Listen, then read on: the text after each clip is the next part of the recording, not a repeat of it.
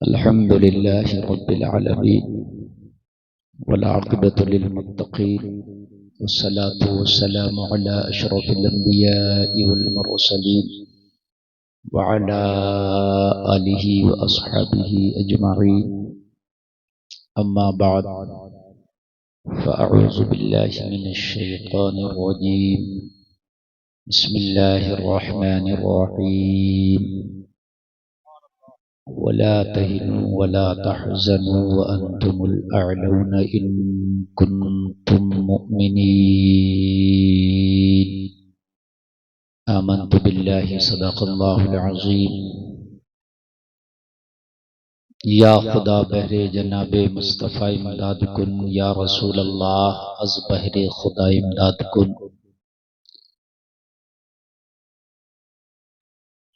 मोहतरम हज़रात,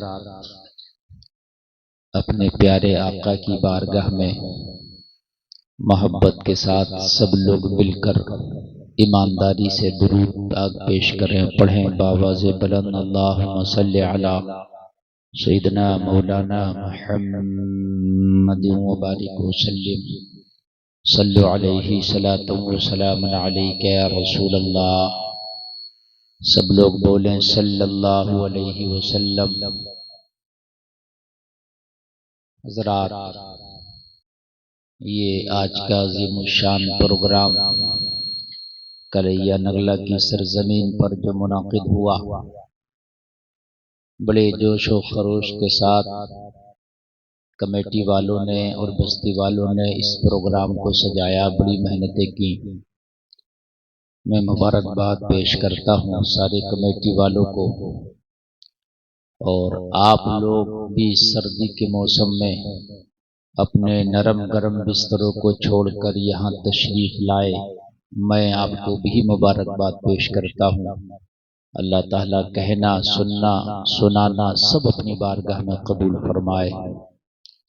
थोड़ी देर मैं आपकी खिदमत करूँगा, बहुत ज़्यादा देर मैं आपके दरमियान हाइल नहीं रहूँगा। जितनी देर मैं आपके सामने अपनी गुफ्तगू करूँ, ज़रा मोहब्बत के साथ आप सुने। बड़े अच्छे अच्छे खिताब, अच्छी अच्छी नातिया शायरी आपने मुझसे पेशतर समात किए। उलमाए किराम मिंबर शरीफ की रहल पर तशरीफ रखते हैं, जिनके मुक़द्दस चेहरों की आप ज़ियारत कर रहे हैं। आप हज़रात बिल्कुल जो है अदब के साथ बैठे, इसलिए कि ये महफिल रसूल है और यहाँ अदब बहुत ज़रूरी होता है, नहीं? अब बिल्कुल कोई बात ना करें। अच्छा, ये चारों तरफ से बाउंड्री है, ये जो जगह है ये है काय की जगह है? अच्छा, मैं समझा कब्रिस्तान तो नहीं है, बाउंड्री इस तरीके की लग रही है। हाँ, असल में इसलिए मैंने पूछ लिया, पता कुछ नहीं है। इस वक्त हमारी कौम जो है डर किसी काम से नहीं रही है। कब्रिस्तानों में मेले तक कर रही है हमारी कौम, मेले। और कब्रिस्तानों में गिल्ली लब्बा खेले जा रहे हैं, ताश खेले जा रहे हैं कब्रिस्तानों में खेलने लोग। ये गांव के हाल में बता रहा हूँ आपको, हमारी कौम के ये हाल हो गए। समझ रहे हैं आप? डर नहीं लग रहा? पहले कब्रों को देख कर डरते थे लोग, कब्रिस्तानों को देख कर डरते थे। अब मैच खेल रहे हैं, क्रिकेट खेल रहे हैं कब्रों पर, गिल्ली डंडा खेल रहे हैं कब्रों पर। समझ रहे हैं आप? और हद ये हो गई है कि उर्स हो रहे हैं ना, उर्स, तो वो उर्सों में जो मेले लग रहे हैं, उन मेलों में पकौड़ी की दुकानें, चाट की दुकानें और फिर क्या क्या किस किस चक्कर झूले सब कब्रों पे लगाए जा रहे हैं। समझ रहे? हमारी कौम को डर नहीं लग रहा मरने से अब। और जबकि मालूम है आपको, मौत मौत को इतना करीब जाने आप, इतना करीब जाने कि जब आप एक सांस लेते हैं तो दूसरी सांस की किसी की जिम्मेदारी नहीं कि वो दूसरी सांस आएगी या नहीं आएगी। कितने कितने वेंटिलेटरों पे रखे रखे मर गए, आईसीयू में मर गए, ऑक्सीजन के सिलेंडर उनके पास रखे हैं लेकिन वो मर गए। ऑक्सीजन उनको एक सांस ना दिला सकी, आईसीयू उनको एक सांस ना दिला सका, वेंटिलेशन उनको एक सांस ना दिला सका।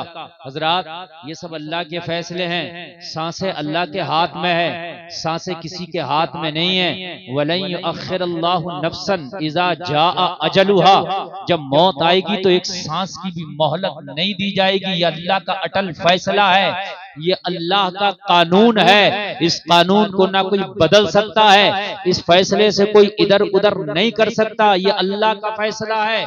जिंदगी गुजारो तो ये सोच के गुजारो कि तुम दुनिया में बाद में आए हो, तुम्हारी मौत की डेट पहले फिक्स कर दी कि तुमने दुनिया से जाना। जब आप दुनिया में तशरीफ लाए थे, आप आए थे, तो ये ना सोचें कि आप जो है दुनिया में जीने के बाद ये डेट फिक्स होगी आपने कब जाना है। ये पहले फिक्स कर दी गई आपने कब जाना है, कितना दुनिया में रहना है, और उसके बाद आप एक सांस नहीं ले सकते। अल्लाह ने जो सांसें फिक्स कर दी हैं उतनी सांसें आपकी रहनी है।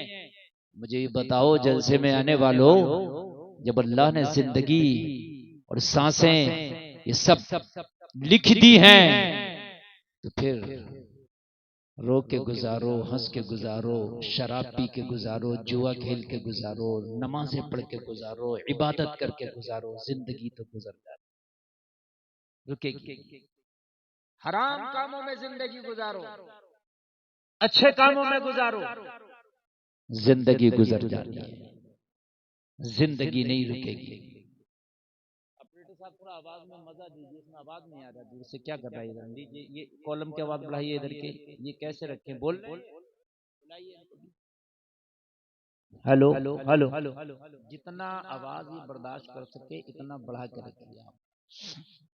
जिंदगी गुजर जानी है, चाहे आप अच्छे काम करें या बुरे करें। बुरे काम करेंगे तो आपकी उम्र में बरकत भी नहीं होगी, पता ही नहीं चलेगा कि उम्र गुजर कैसे गई। बात समझ रहे हैं आप, पता ही नहीं चलेगा हाय मैंने क्या किया। जब इंसान के सामने मौत का फरिश्ता आएगा तो सोचेगा हाय मैंने क्या किया, मैं इससे तो अच्छे काम कर लेता तो बड़ा अच्छा रहता, काश अब मुझे थोड़ी सी मोहलत मिल जाए। लेकिन खुदा की कसम मौत का फरिश्ता किसी का रिश्तेदार नहीं लगता कि उसे मोहलत दे जाए। बात समझ रहे हैं आप? बहुत से लोग कहते हैं कि फलानी जगह मैयत हुई यार, वो मर गया, फिर दोबारा से उसका कफन पहना दिया और साहब उसका जनाजा भी पढ़ दिया, वो तो फिर जिंदा हो गया। ये ऐसा कभी नहीं हो सकता, मर गया तो मर गया, दोबारा जिंदा नहीं हो सकता। बात समझ रहे हैं आप? हाँ, नहीं आ सकता वो। सत्ते का मर्ज हो सकता है, उसकी सांस रुक गई वो अलग बात है, धड़कन रुक गई कुछ अलग बात है, लेकिन भाई मर गया तो फिर वापस नहीं आएगा। हमारे यहाँ ये कोई तसव्वुर नहीं, किसी के यहाँ 7 जन्म का तसव्वुर है। अल्लाह ने एक ही दिया, एक ही बस। इसके बाद जब आप मिलोगे तो मैदान महशर होगा, जब आप मिलोगे तो ये दुनिया का निजाम ही नहीं होगा, वो निजाम आखिरत में आप कदम रख चुके हो।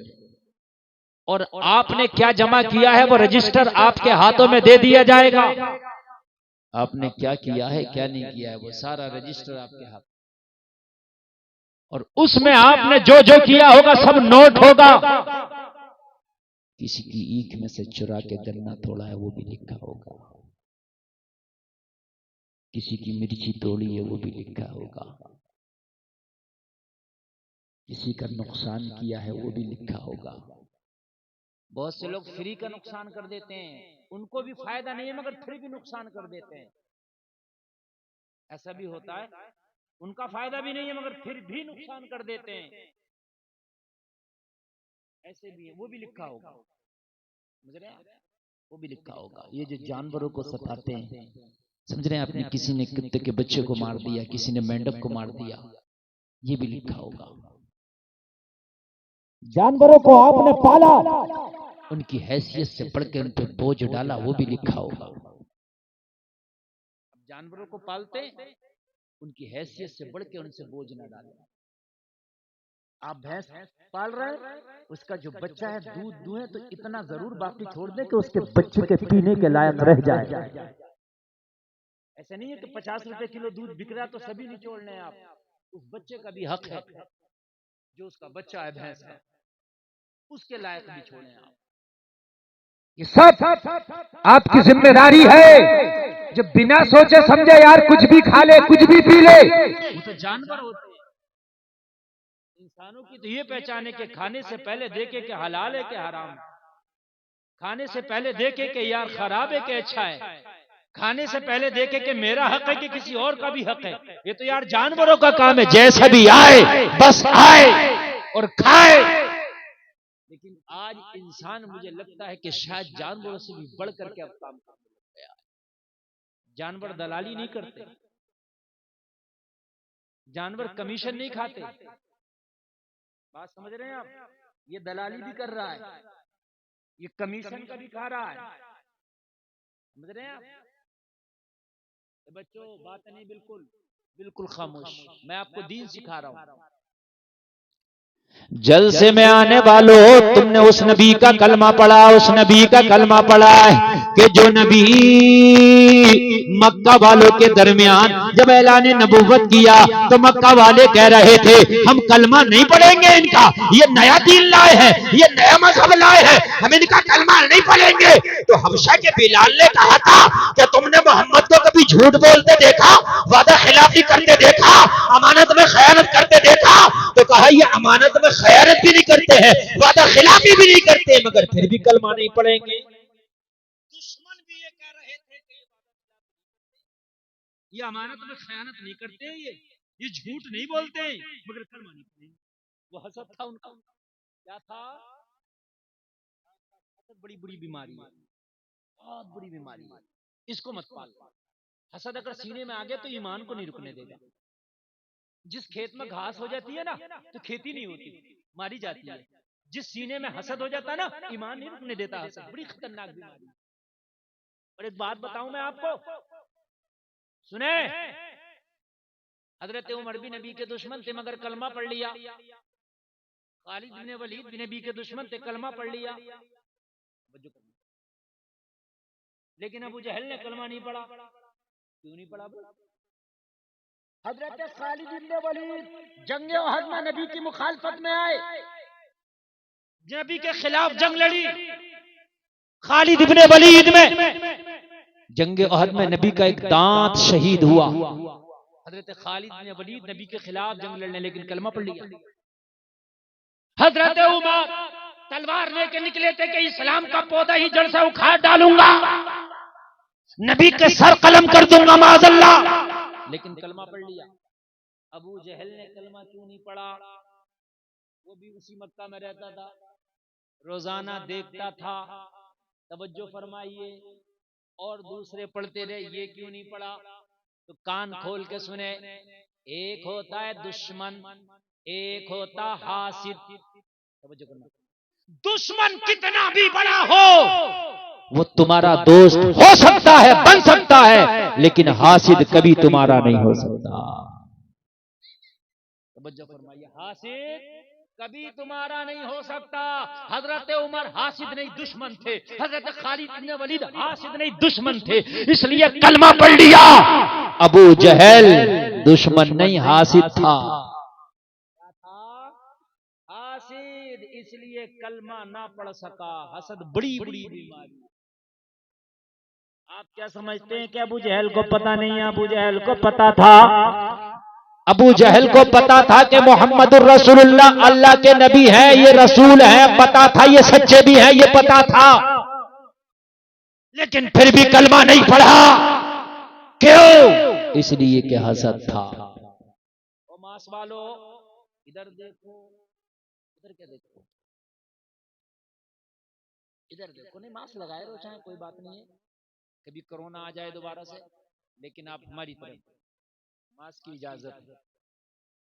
हसद बहुत बुरी बीमारी है, हासिद कभी तुम्हारा नहीं हो सकता। दुश्मन अगर मर्डर भी हो जाए ना और दुश्मनी है तो एक ना एक दिन दोस्त हो जाए। और ये हमने भी अपनी इतनी सी जिंदगी में आजमा लिया। हमारे बहुत बहुत बड़े हमने देखे जो दुश्मन थे वो दोस्त बन गए, लेकिन हासिद अभी जली रहा है, अभी जली रहा है। तो इसलिए अगर कोई हासिद है तो समझ लेना ये तुम्हारा कभी नहीं हो सकता। बस उसकी सजा यही काफी है कि वो जल रहा है, भुन रहा है, तप रहा है, यही उसके लिए।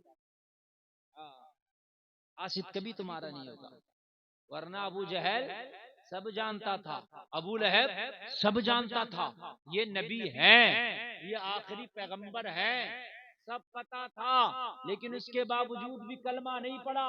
अब ये है, सुने, अबू जहल का हाल तो ये था, एक दिन नबी के घर के पास से गुजरा तो क्या देखा कि नबी अपने घर में कुरान की तिलावत कर रहे हैं। मेरे मुस्तफा अपने घर में कुरान की तिलावत कर रहे हैं।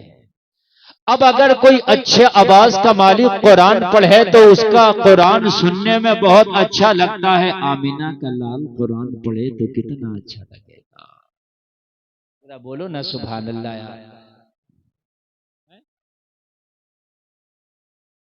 अबू जहल ने जब आवाज आई उसके कान में, नबी रात में कुरान पढ़ने तो दिन में तो कुरान की मुखालफत करता था, लेकिन नबी की जबान से जब कुरान सुना ना तो इसके कान में अच्छा लगा। अच्छा लगा, अच्छा तो अच्छा ही होता है। अब वो हसद की बुनियाद पे ठुकरा रहा तो अलग बात है, लेकिन कान तो कह रहा है कि अच्छा है। दिल एक ऐसा आला है तुम्हारा, दिल एक ऐसा थर्मामीटर है तुम्हारा कि तुम्हारा दिल चाहे मुखालफत में जबान से कुछ भी कहते रहो, लेकिन दिल अंदर से सही फैसला देता रहेगा। यार ये बात गलत है, ये बात सही है। ये थर्मामीटर। अबू जहल नबी की दीवार से कान लगा के कुरान सुनने लगा। सड़ा हुआ काफिर नबी का कुरान सुन रहा है। सुभान अल्लाह बोलो। और तुम्हें गाने सुनने में मजा आता है, तुम्हें फिल्में देखने में मजा आता है, कुरान सुनते ही नहीं हो। कभी सुना हो तब ना मजा आए। कुरान सुनो, खुदा की कसम सबसे ज्यादा मजा कुरान के सुनने में आएगा। हजरत हमारे घर में तो कई लोग कुरान पढ़ते हैं, हमारी अम्मी भी कुरान पढ़ती है, हमारी बहन भी कुरान पढ़ती है, हमारी दादी भी पढ़ती थी। तो कुरान सही तरीके से पढ़ा जाएगा तब मजा आएगा। ये जो उल्टा सीधा पढ़ रही है आजकल की हमारी माँ बहन और हमारे भाई भी पढ़ते हैं, ऐसे पढ़ते हैं ऐसे पढ़ते हैं। हम तो हाफिज हैं, हमें भी कभी कभी पता नहीं चलता ये पढ़ क्या रहा है। हम हाफिज हैं से पता, हमें नहीं पता चलता क्या पढ़ रहे हैं। क्यों इमाम साहब, मैं गलत कह रहा हूँ? ऐसे घुमा फिरा के मजहूल पढ़ेंगे, ऐसे मजहूल पढ़ेंगे। ऐसे कुरान पढ़ने से बेहतर है कि ना पढ़ें, पूरा कुरान ना पढ़ें, एक पारा पढ़ें, मगर सही पढ़ें, तजवीद के साथ पढ़ें, किसी हाफिज से सुना लें, किसी कारी को सुना लें। मगर तुम्हें इतना टाइम ही नहीं है, शर्म के मारे खैर ही नहीं है। अरे साहब ये कहेंगे इतने बड़े हो गए भी कुरान ही ठीक नहीं है। जब मरने के बाद फरिश्ता कब्रों में गुर्जे मारेंगे, उससे तो बेहतर है कि अब जाके किसी मौलाना को सुना दे।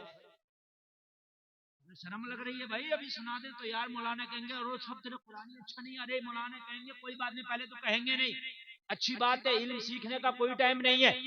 बस सुन लो, सुना लो, मस्जिदों में इमाम है, इन इमामों को सुना लो, कब्र में पछताओगे, या अल्लाह सुना लिया होता तो बड़े अच्छे रहते।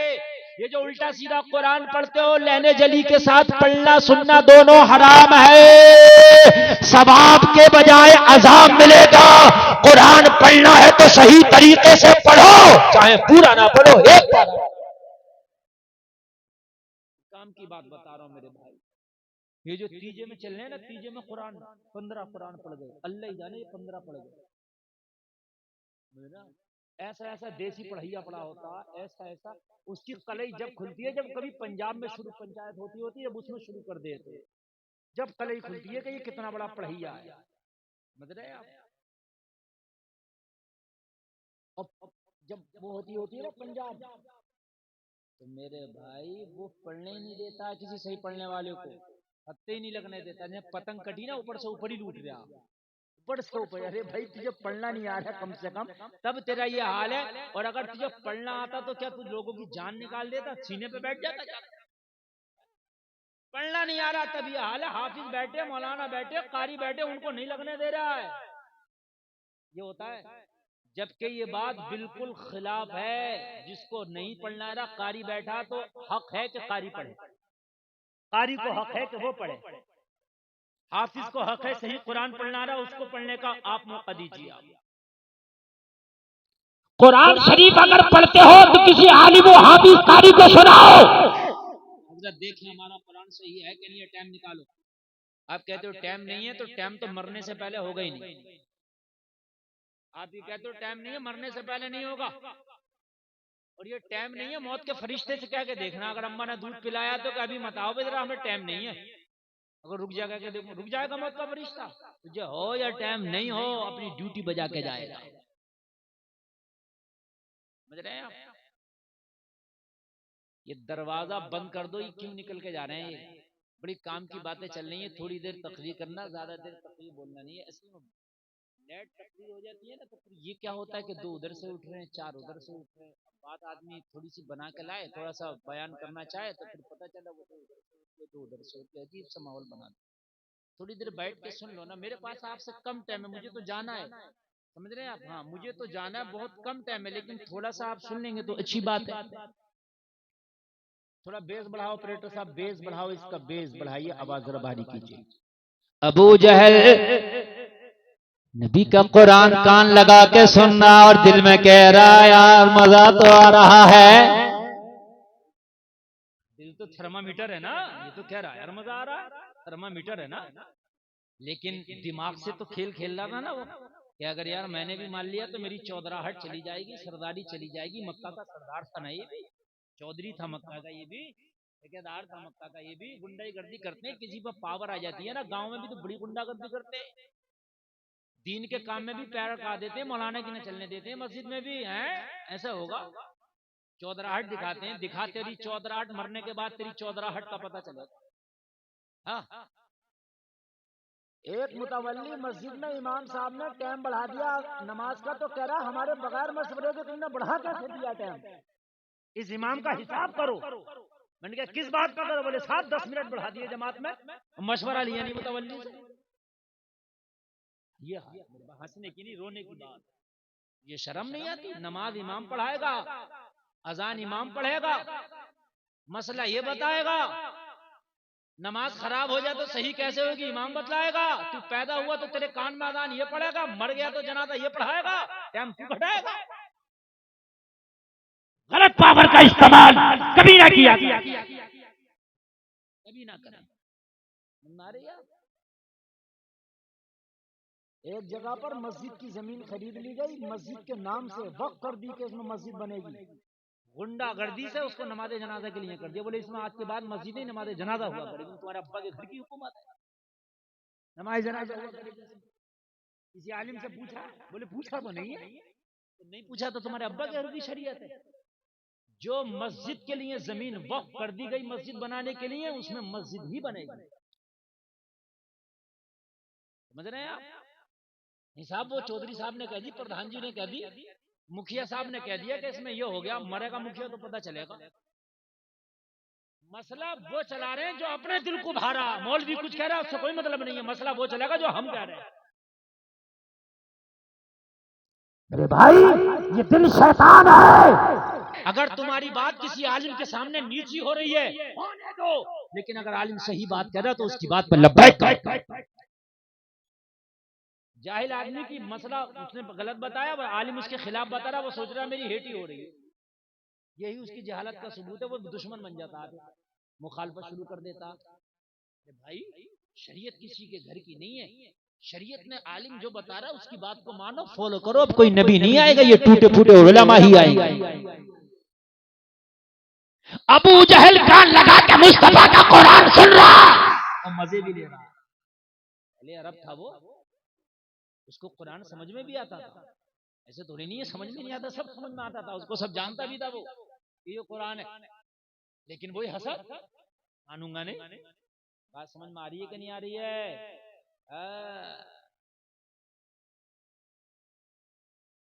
यही जो अभी मैं मैटर बता रहा हूँ ना मस्जिद वाला, मैंने बताया कि मस्जिद की जगह मस्जिद ही रहेगी। कब्रिस्तान के आप चाह रहे हैं कि ये इसको हम बना लें, वो नमाज जनाजा की नहीं हो सकती जगह। अरे बोले मौलाना के कहाँ चक्कर में पड़ लो, अपने इधर आओ अपनी बात। हाँ, मौलाना के चक्कर में मत पड़ो। मैंने कहा मत पड़ो भाई, जो सही बात है वो तो सही रहेगी। एक मस्जिद की झाड़ू दूसरी मस्जिद में इस्तेमाल नहीं हो सकती। मसला सुन ले आप। ये जो मस्जिदों में गर्म पानी हो रहा है वुजू के लिए, पड़ोसी भर भर के ले आते हैं अपने घरों के लिए, जायज नहीं है। हाँ, जायज नहीं है। सिर्फ मस्जिद में आके वजू कर सकते हैं। ये जो मस्जिद के महकमे ऐलान हो रहे हैं मटर टूट रही है, उसकी मुर्गी खू गई, बकरी खू गई, जायज नहीं है। इसलिए कि तेरी मटर के लिए महक नहीं लगाया मस्जिद में चंदा करके, तेरी बकरी खू गई, तेरी मुर्गी खू गई, उसकी मुर्गी ने अंडा दे दिया, उसकी मुर्गी ने ये कर दिया, इसके लिए नहीं है, ये आजाद के लिए। लेकिन अगर इमाम ने मना कर दिया तो इमाम की खैर क्या, इमाम की जड़ तो अंडे से ज्यादा कमजोर है, गरीब का हिसाब जो हो जाएगा, क्या करे इमाम, बेचारे का हिसाब हो जाएगा उसका। हाँ मेरे भाई, ये हंसने की नहीं, बातें समझने की हैं। निजामे मैं कदा कुछ इस तरह बिगड़ा है साकी, उन्हीं को जाम मिलता है जिन्हें पीना नहीं आता। कान खोल करके सुने मेरे भाई, हिसाब बड़ा सख्त है। मस्जिद में मोबाइल भी चार्ज नहीं कर सकते, ये भी जायज नहीं है।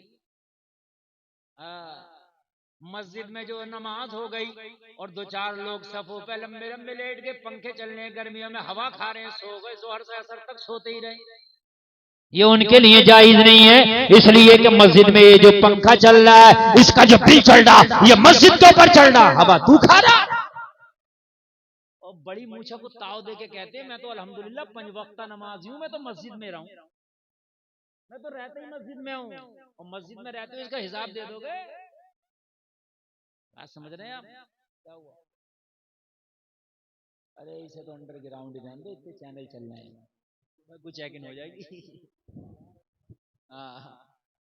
ना बात तो सही है, लेकिन ये अलग ही पूछ लियो इन चैनलों से। वो चैनलों वाले ये नहीं मानते इनका चैनल चले चाहे कोई जेल में चला जाए, ये नहीं मानेंगे भाई, मुझे इनसे कोई उम्मीद नहीं है। हाँ, इनका चैनल चले चाहे तुम जेल में चले जाओ, इससे मतलब नहीं है। इसलिए भाई बड़ी एहतियात से बोलना पड़ता है। तवज्जो फरमाएं, तवज्जो फरमाएं आप। मैं ये जो अहम मसाइल है मैं आपको बता रहा हूं। एक मैक अलग रख लो गांव में चंदा करके, उससे कराओ ऐलान। ये जो मस्जिदों में पड़े, मस्जिदों का इस्तेमाल कर रहे हैं, हर चीज जायज नहीं है। कान खोल करके सुन लें आप। जब एक मस्जिद की झाड़ू दूसरी मस्जिद में इस्तेमाल नहीं हो सकती, तो फिर तुम कौन होते हो कि तुम मस्जिद की कोई भी चीज इस्तेमाल करो? नहीं कर सकते, जायज नहीं है। और बहुत से लोगों का तो हाल ये है कि वो तो क्या क्या इस्तेमाल कर ले रहे हैं, वो तो मस्जिद के पैसे इस्तेमाल करना तो दूर की बात, उन्होंने लेके दिए ही नहीं, मस्जिद का ही खा गए, मदरसे का ही खा गए। कब्रिस्तानों की जमीनें तंग कर ली, काट ली, 20 बीघे के कब्रिस्तान थे, मौके पे 15 ही बीघे, और काट के मर गया, मर के दफन भी काट के गया। ये भी हाल करना है मेरे भाई, बड़े सख्त मसले हैं। अल्लाह के लिए खुदारा अपनी जिंदगी का बिल्कुल मामला साफ करके जाओ। तवज्जो करो, मैं आपको तारीख के आईने में बता रहा हूँ। लोगों, तुमने कलमा उसी नबी का पढ़ा जिस नबी का कलमा हजरत उमर इब्न खत्ताब ने पढ़ा। जरा कह दो सुभान अल्लाह। कलमा भी वही था उमर का, कुरान भी वही था उमर का, नबी भी वही था उमर का, खुदा भी वही था। जिस खुदा को तुम मानते हो उसी को उमर मानते हैं, जिस नबी को तुम मानते हो उसी को उमर मानते हैं, जो कुरान तुम पढ़ते हो उसी को उमर पढ़ते हैं। मगर अमल तुम्हारा क्या है, उमर का क्या है? कान खोल के सुन। हजरत उमर खलीफतुल मुस्लिमीन है, आधी दुनिया पे हजरत उमर की हुकूमत का सिक्का चलता है। लोगों, एक रात में हजरत उमर चराग जलाकर कुछ लिख रहे थे, खिलाफत का कुछ खर्चे का जो काम था वो लिख रहे थे। लोग हिसाबों किताब का रजिस्टर मेंटेन कर रहे थे। रात का आलम, हजरत अली हजरत उमर की बारगाह में आए, आकर के सलाम किया। हजरत उमर ने बोला, अली कैसे आना हुआ? हजरत अली ने फरमाया, उमर कुछ जाती काम था, कुछ अपने पर्सनल काम से आया था। हजरत उमर ने इतना सुना, चराग बुझा दिया। सुभान अल्लाह। क्या किया, क्या किया, क्या किया? जोर से कह दो, चराग बुझा दिया। उस वक्त रोशनी के लिए ये बल्ब नहीं थे, ये सियाफल नहीं था, ये कुमकुमे नहीं थे, ये बड़ी बड़ी हाइलोजन नहीं थी, बड़ी बड़ी ट्यूबलाइटें नहीं थी। उस वक्त चरागों से रोशनी हुआ करती थी। हजरत उमर रजिस्टर मेंटेन कर रहे थे, चराग बुझा दिया। हजरत अली हैरत में, उमर चराग क्यों बुझाया? जब मेहमान तुम्हारे घर में आता है तो आप तो रोशनी करते हैं, रोशनी बुझाते नहीं है। बोलो है कि नहीं है? रोशनी जलाई जाती है, हैं? आज ये जलसा हुआ, कितनी रोशनी है। ओ मेरे भाई, हजरत उमर ने चिराग बुझाया, हजरत उमर ने फरमाया अली अभी रुके। हजरत उमर ने एक बराबर में चिराग रखा था, फिर उसको जला दिया। क्या कर दिया? दूसरा जला दिया। हजरत अली ने फरमाया उमर अगर बुझाना था तो जलाया क्यों, जलाना था तो बुझाया क्यों? अरे जब बुझाना था तो जला क्यों दिया, और जब जलाना ही था तो बुझा क्यों दिया? तवज्जो करें, आगे से लेकर पीछे तक पूरा मजमा, और मेरी माँ बहने भी तवज्जो करें, अभी इधर उधर जहन न भटकाए, एक एक जुमला लेके जाए। अगर तकरीर दिल पे लेके सुन ली तो खुदा की कसम जिंदगी बदल जाएगी। सुनो, हजरत उमर ने फरमाया अली, ये सरकारी रजिस्टर है जो मैं मेंटेन कर रहा था। जो चिराग पहले जल रहा था वो सरकारी खजाने के तेल पर जल रहा था। आप आए थे पर्सनल काम से, उमर पर्सनल कामों के लिए खजाने का माल इस्तेमाल नहीं करता। ये मैंने जब तक आपसे पर्सनल काम होता रहेगा, पर्सनल बात मेरी आपकी होती रहेगी, जब तक ये मेरा पर्सनल चिराग है ये जलता रहेगा। बेशक, सुभान अल्लाह, सुभान अल्लाह। मेरा पर्सनल चिराग है ये, बराबर में जो रखा है ये जलता रहेगा, और जब आप चले जाएंगे तब इसको बुझाऊंगा और फिर मैं सरकारी काम करूंगा और सरकारी चिराग जलाऊंगा। समझ में आ रही है? ये है हजरत उमर का तकवा, है ना? एक हम भी हैं, अगर प्रधान जी ईंटा रख दे दरवाजे पर के खड़ंजा पड़ेगा इस महल्ले में, और 10 दिन खरंजा ना पड़े तो ईंटे आधे ही हो जाते हैं। किसी ने 10 भैंसों के नीचे बिछा लिए, किसी ने 5 अपनी नर की चौतरी पे लाकर डाल लिए, तो किसी ने सोचा कि यार मेरा कोई काम तो नहीं है मगर सब लेके जा रहे हैं तो 2-4 मैं भी ले जाऊं। भाई सबका हक था, तेरा हक नहीं है। समझिए, सबका हक था, उस पर तेरा हक जोर से बोले नहीं है। अगर आप लुक़्मा-ए हलाल नहीं खाओगे तो काबे में जाके भी दुआ करोगे, अल्लाह तेरी दुआ कबूल नहीं करेगा। हलाल के लुक़्मे नहीं खाएंगे, हराम के लुक़्मे खाकर अपने जिस्म में हराम का खून पैदा करके हर साल हज जाओ, उम्रा करो, वहां जाकर दुआएं करो, अल्लाह नहीं कबूल करेगा। इसलिए मेरे भाई, चाहे चटनी खाओ, दाल खाओ, लेकिन हलाल के लुक़्मे खाओ। गैरत मर गई है बहुत सौ की, गैरत है।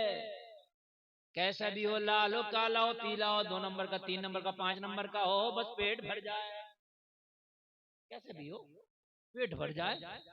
और भाई बात तो सुनो, पेट तो भर गया, लेकिन एक दिन वो भी होगा कि इस पेट में कब्र की मिट्टी भी होगी। तब क्या? सख्त मसला है, बहुत सख्त मसला है। मेरी माँ बहने मेरा तवज्जो से सुने, किचन का कारोबार तुम्हारे हाथ में है, किचन का मंत्रालय तुम्हारे हाथ में है। अगर तुम्हारा शोहर दलालियां करता, तुम्हारा शोहर कमीशन खाता है, तुम्हारा शोहर हराम का लाता, फेंक दो, कह दो मेरे किचन में ये हराम का ना लाना, अगर चटनी होगी वही करके अपने बच्चों में खा लूंगी, तेरे हराम के मुर्गे नहीं जाएगा। आप सोचते हो कि हराम का खिलाऊंगा तो मैं तरक्की कर जाऊंगा? नहीं, हलाल के लुक़्मे तो खिला, अल्लाह की कसम तेरी नस्लों में अल्लाह कोई आलिम दीन पैदा कर देगा। हलाल के लुक़्मे तो खिला, अल्लाह तेरी नस्लों में कोई फिर से कोई सुल्तान सलाहुद्दीन अय्यूबी पैदा कर देगा, पैदा कर देगा अल्लाह तेरी नस्लों में। तू मर जाएगा लेकिन वो तेरा नेक औलाद, तेरा नेक बेटा ऐसा तेरा नाम रोशन करेगा कि सदियों तक तेरा नाम चलता रहेगा। सुभान अल्लाह बोलो। बात में मजा नहीं आ रहा होगा, मैं समझ रहा हूँ, कड़वी बातें चल रही है, लेकिन हकीकत है मेरे भाई। हाँ, हकीकत। अल्लाह सलामत रखे आपको, अल्लाह सलामत रखे। हजरत इमाम मालिक बहुत बड़े शरीयत के इमाम है। हजरत इमाम मालिक शरीयत के बहुत बड़े इमाम है। शरीयत के 4 इमामों में एक इमाम इमाम मालिक है। उनकी बारगाह में एक औरत आई, हुजूर मसला पूछना है। आपने फरमाया खातून एक तरफ बैठ जाओ। अभी मैं अपने काम में मशगूल हूं, थोड़ी देर में मसाला बताता हूं। खातून एक तरफ बैठ गई, थोड़ी देर के बाद इमाम मालिक ने उस खातून को बुलाया, आओ। पर्दे में बैठ गई, ये पर्दा चादर लगा दिया, चादर के इधर खातून बैठी है, मसला पूछ रहे हैं, और इधर शरीयत का इमाम इमाम मालिक बैठे हैं। तवज्जो फरमाना, कितने बड़े इमाम हैं, शरीयत के इमाम, बहुत बड़े इमाम। खातून पर्दे में बैठी है, मसला पूछने आई है इतने बड़े इमाम से, और इतना बड़ा इमाम पर्दे के इस पार बैठा है। आज के कुछ झूठे पीर ऐसे चल रहे हैं कि औरतों को सामने बिठा करके उनको पीरा मुरीदियां चल रही हैं, पैर दबाया जा रहा है। हाँ। और हमारी माँ बहनें इतनी सीधी हैं, मियाँ गंडा ताबीज कर रहा है, सामने बिठा के मियाँ ताबीज कर रहा है, कह रही है मियाँ के हाथ में बड़ी शिफा, मियाँ के हाथ में शिफा, ये सामने से बेहयाई हो रही है, इसके हाथ में शिफा कहां से आ गया।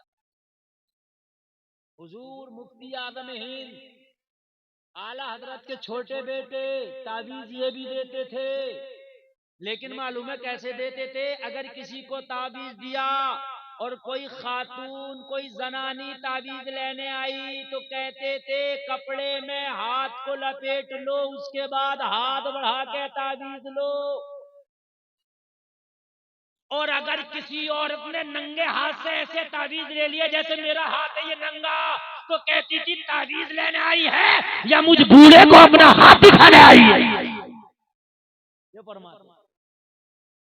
अब तो मियाँ ऐसे ऐसा गुंडा मियाँ चल रहा है, फाले खोल लिया, फाले इतना बड़ा ये फाल का खुलैया, तो बताना दाऊद इब्राहिम कहां बैठा फाल खोल के है? इतना बड़ा फाल का खुलैया तो बता ना फिर कि चोरियां जो हो रही हैं चोर कहां बैठे, ये सीबीआई महकमे की जरूरत क्या, हटा दो, फाल खुलवाओ। है कि नहीं? ये सीबीआई के डिपार्टमेंट की क्या जरूरत है? मियाँ के पास जाओ, मियाँ चोरी हुई है, डकैती हुई है, फाल खोलो, मर्डर हुआ, फाल खोलो। बात समझ रहे हैं? ये सब खुराफात हैं, सब खुराफात। आल फाल के चक्कर में मत पड़ा करो, समझ रहे हैं आप? इस मियाँ को अपनी फाल का नहीं पता, तुम्हारी क्या खोलेगा? मैं सही बता रहा हूँ, जिसको अपनी फाल का नहीं पता तुम्हारी क्या खोलेगा? नमाज़ें पढ़ो और हर नमाज के बाद में कुरान की आखिर की 3 सूरतें पढ़ के दोनों हाथों पे दम करके पूरे बदन पे फिरा लो, इंशाअल्लाह कोई जादू नहीं होगा, कोई टोना नहीं होगा इंशाअल्लाह। देखो इधर मिलाद शुरू हो गई, खामोश हो जाओ, अब बिल्कुल खामोश हो जाओ तुम, वरना तकलीफ थोड़ी देर तुम्हारे ऊपर भी हो सकती है। हाँ, खामोश हो जाओ। इनकी भेड़ चाल है, अगर एक उठ गई तो 15 उसके पीछे जरूर उठ के जाएंगे। हाँ चलो, इनका लक है, लक चलता है इनका, बैठी हैं तो बैठी हैं और उठ गई तो उठ गई। हाँ तवज्जो फरमाएं, तवज्जो। शरीयत का इमाम इमाम मालिक ने फरमाया खातून क्या मसला है तेरा, बता मसला बता। कहने लगी हुजूर मसला ये, मैं बड़ी गरीब खातून हूँ, मेरा कारोबार है सूत काटने का, वो जो चरखा चला के करता था ना, कहती है कि मेरे घर में चिराग भी नहीं है जलाने के लिए कि मैं उस चिराग की रोशनी में काट लूं। रात होती है तो मैं छत पे जाकर के चांदनी की रोशनी में चांद के अक्स जो होता है ना, उसी में मैं अपना सूत काट के कारोबार चलाती हूँ। तो वो जगना बड़ा बारीक मसला बता रहा हूँ, मैं चलाती हूँ काम। हुजूर पूछना यह है कि किसी दिन बादशाहों के जुलूस मेरी गली से गुजरते हैं, जिस दिन बादशाहों के जुलूस गुजरते हैं उनके जुलूसों में फानूस और मशाल बरदार होते हैं, बड़ी रोशनियां होती हैं, उस दिन मेरी छत पे भी रोशनी आ जाती है। गली में जुलूस निकलते हैं तो छत पे भी रोशनी आ जाती है, और उस रोशनी में मेरा काम तेज हो जाता है, मैं सूत दोगुना काट लेती हूँ, काम दोगुना हो जाता है। ये जो काम ज्यादा हो जाता है क्या मेरे लिए जायज है या नाजायज है? ये जो बादशाहों के जुलूस की जो रोशनी मेरी छत पे आती है, इस रोशनी में जो मेरा काम ज्यादा हो जाता है, ये जायज है या नाजायज? बताइए कितनी बारीकी है, जरा गौर करें यार, कितनी बारीकी, कितनी बारीकी है। हजरत इमाम मालिक ने फरमाया, खातून ऐसा लगता है जैसे हसन बसरी तुम्हारा भाई हो, तुम हसन बसरी की बहन लगती हो। कहने लगी हुजूर हाँ हसन बसरी मेरा भाई है, मैं उसकी बहन हूँ। अल्लाह, कहा आपको कैसे पता मैं हसन बसरी की बहन हूँ? इमाम मालिक ने फरमाया ये तकवा हसन बसरी की बहन का ही हो सकता है। हाय हाय हाय, ये तकवा हसन बसरी की बहन का ही हो सकता है। ओ भाइयों, तुम इस जलसे में बैठे हो, तुम भाई भी होगे बहनों के, तुम्हारी बहनों के जैसे किरदार हो उस किरदार से तुम पहचाने जाते हो। तुम्हारी बहनें अगर नेक होंगी, जमाना कहता है उस भाई की बहन बड़ी नेक है। अगर भाई नेक होगा तो जमाना कहेगा उस बहन का भाई बड़ा नेक। बेशक सुभान अल्लाह। नारे तकबीर, नारे रिसालत। मेरे भाई तवज्जो करे, अगर किसी का भाई नेक होगा तो जमाना कहेगा उस बहन का भाई बड़ा नेक है। अगर किसी की बहन नेक होगी तो जमाना कहेगा उसकी बहन बड़ी नेक। आप कहो काली टोपी वाले इधर सुन लो यार, सुन लो, पता नहीं यार किधर किधर है, तो बैठ जी। इमाम साहब जी फरमाए, थोड़ी देर सुनना यार, डिस्टर्ब हो रहा है बहुत ज्यादा।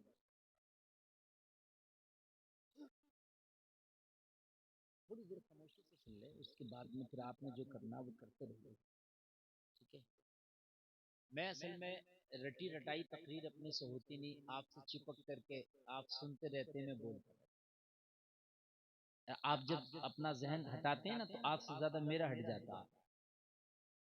आप क्या सोचते हैं कि जो बेपर्दा घूम रही हैं इनकी इज्जतें हो रही हैं? नहीं, ये जो नाच रही हैं कूद रही हैं इनकी इज्जत हो रही है। जमाना चाहे तेरे सामने कुछ भी कह दे, पीछे यही कहेगा इतनी बड़ी बेहया। अगर अगर किसी के घर का माहौल खराब होना और फला कह दे कि उस गांव की लड़की हमने देखी है यार, वो उस जगह बेपर्दा ऐसे ऐसे घूम रही, तो आदमी अंदाजा लगाएगा यार उस घर की होगी, क्योंकि उस घर की लड़कियां बेपर्दा घूमती। तवज्जो करना। और अगर कोई बात पर्दे की आएगी और किसी के घर के पर्दे का नाम हो, आदमी के मैं उस गांव में गया था, उस घर की खातून बड़ी पर्दा थी, तो आदमी कहेगा हो ना हो उस घर की बात है। हसन बसरी की बहन हो ना हो हसन बसरी की बहन हो। कहा हुजूर कैसे, मैं तो कभी आपसे मिली भी नहीं, आपने कभी मुझे देखा नहीं, मुझे किसी गैर मर्द ने नहीं देखा। कहा ये तकवा हो ना हो हसन बसरी की बहन ही। बड़ा सीना चौड़ा कर रहे हैं, बात बात बड़ा सीना। बहनों को कॉलेजों में पढ़ने भेज रहे हैं, कॉलेजों में जाके 26 जनवरी को पहली गाना दे दिया जाता कि इस गाने पे नाच करोगी, और घर में प्रैक्टिस कर रही है। बेहया बेशरम भाई भी खुश है, माँ बेगैरत भी खुश है, बेगैरत बाप भी खुश है, हमारी बेटी प्रैक्टिस कर रही है, तो उसे मरा नहीं जाता। थूकते उन डिग्रियों पे जो इज्जत के बदले आते हैं। डिग्री लाओ लेकिन इज्जत के बदले ना लाओ यार, मेहनत के बदले लाओ। कॉलेजों में बच्चियां नाच रही है, डांस कर रही है, कॉलेजों में बच्चियां नाच नाच करके और फिर डिग्रियां ला रही है। बाप भी खुश है, भाई भी खुश है। और मेरे भाई, मैं तालीम का मुखालिफत नहीं करता, मैं तालीम का मुखालिफ नहीं हूं, पढ़ाओ खूब पढ़ाओ, लेकिन अल्लाह की कसम ये ध्यान रखना कि डिग्री इज्जत के बदले तो नहीं आ रही है। इज्जत का सौदा नहीं करना है। अगर इज्जत के बदले डिग्री आए तो ठोकर मारो उस डिग्री पर। इसी कॉलेज में पढ़ने वाली एक बेटी को मैंने देखा,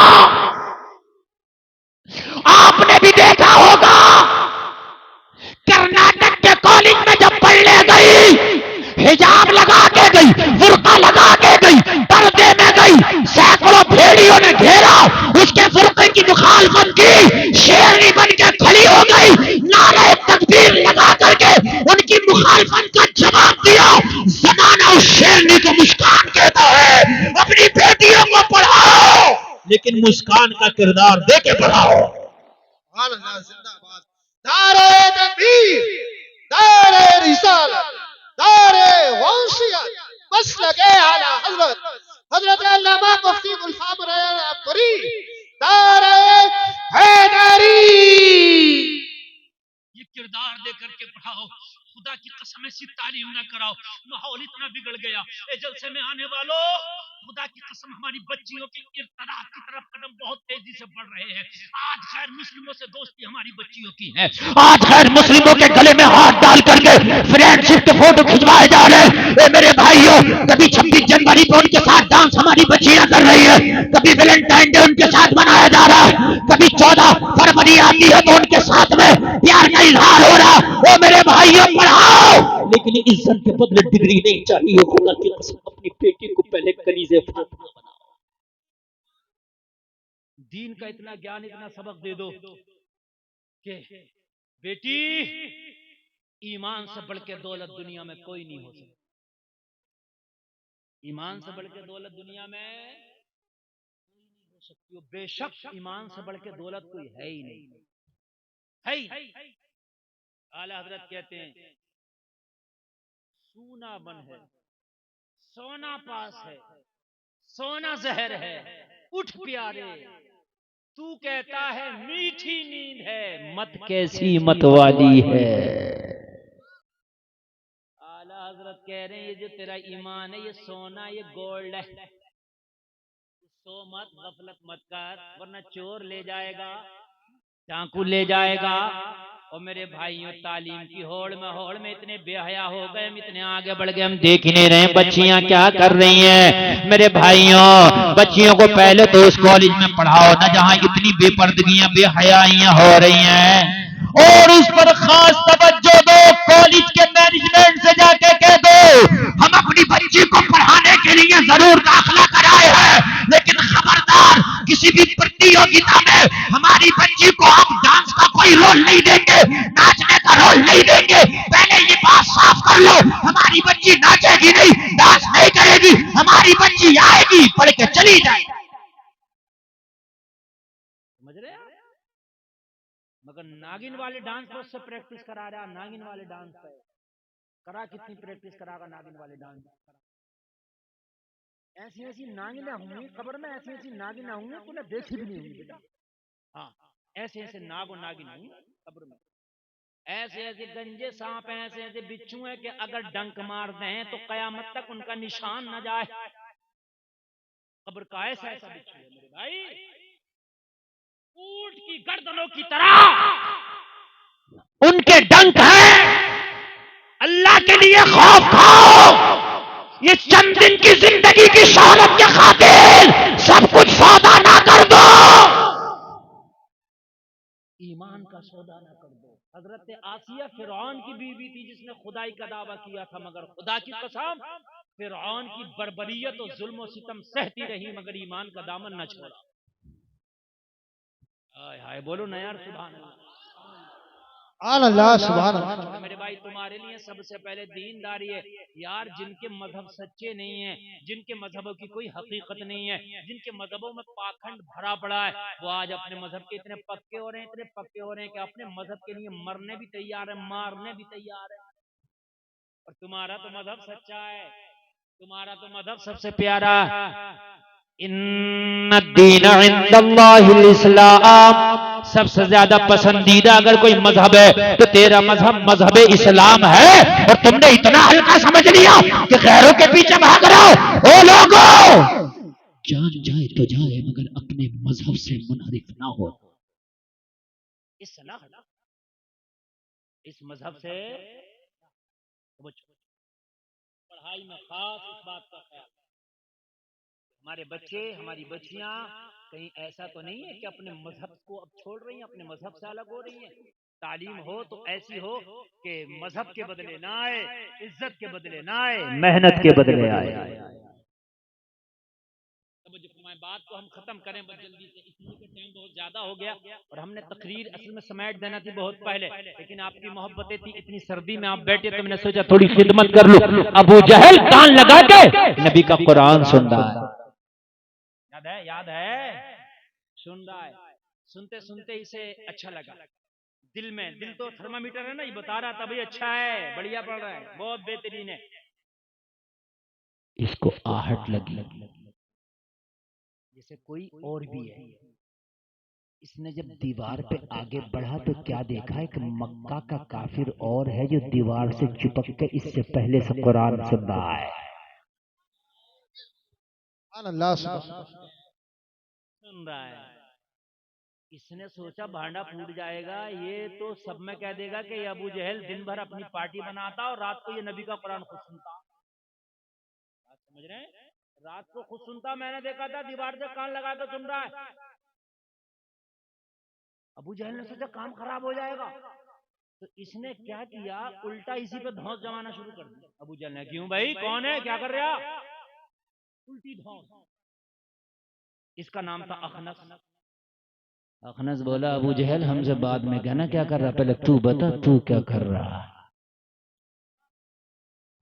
बाद में पूछ, तू बता तू क्या कर रहा है यहाँ? अबू जहल बोला, मैं तो यहाँ से गुजर रहा था, बस आवाज आई तो मैं देखने लगा क्या हो रहा है, अचानक तुझ पर नजर पड़ गई। अखनस बोला, झूठ ना बोल, सच बता, तू मोहम्मद का कुरान सुनने नहीं आया।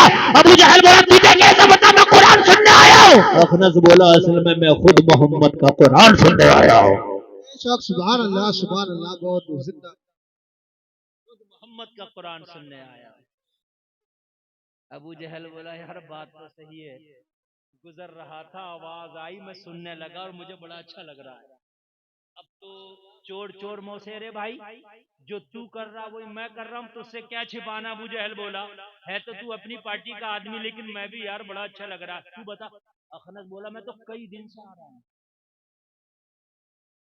जब बात सुनी गई है, मैं तो कई दिन से आ रहा हूँ, बड़ा अच्छा लगता है, रोज आ जाता हूँ रात को।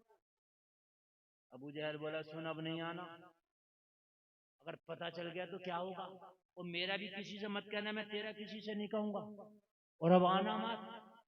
अखनस बोला, अपनी कहो, तू तो नहीं आएगा, बोला मैं भी नहीं आऊंगा, तू तो नहीं आएगा, बोला मैं भी नहीं आऊंगा। दोनों ने वादा कर लिया। दूसरी रात आई, बिस्तर पे लेटे, करवट पे करवट, नींद ना इसे ना इसे। आप क्या सोचते हैं, अगर दुश्मन भी है, अच्छी बात अगर कोई होगी तो दिल कहेगा बात अच्छी है, मगर हसद कहेगा नहीं यार मानना नहीं है, मानना नहीं है, बात तो अच्छी है मगर मानना नहीं है। अबू जहल दिल से ये जानता था, अबू लहब भी जानता था कि ये सच्चे नबी हैं, सच्चे नबी जानते, दोनों जानते थे ये, लेकिन हसद मानना नहीं है। बस नींद नहीं आई, बिस्तर पे करवटें बदलने, आधी रात हो गई, नींद नहीं आई। अखनस ने सोचा, यार हम तो कई दिन से जा रहे, कहां अबू जहल के चक्कर में पड़ गए, रात ये तो मुझसे मना करके गया, ये तो आएगा नहीं, क्योंकि ये खुद मुझसे मना कर रहा था। लाओ चुपके से जाऊं, थोड़ा सा जाके सुन लूं, आके सो जाऊंगा, सुकून मिल जाएगा, इसे क्या पता चलेगा मैं गया था। अबू जहल ने सोचा, यार मजा तो बहुत आ रहा था रात, अच्छा भी लग रहा था, अखनस को तो डांट डूट के मैंने रात मना कर दिया, वो तो आएगा नहीं, चुपके से मैं जाकर सुन लूं तो उसे क्या पता चलेगा मैं गया था। इसी चक्कर में दोनों आ गए। वो उधर चुपका पड़ा, वो उधर चुपका पड़ा। कहते ना कुरान सुनने में मजा नहीं आ रहा, नमाज पढ़ने में मजा नहीं आ रहा। मेरे भाइयों, नमाज पढ़ो तो, कुरान सुनो तो, मजा तो जब आएगा जब सही से नमाज याद हो, पाकी हो, वजू करना आता नहीं, खड़े हो गए, कहां से मजा आएगा नमाज में? है? नमाज याद नहीं है, नमाज पढ़ने कहां से मजा आएगा?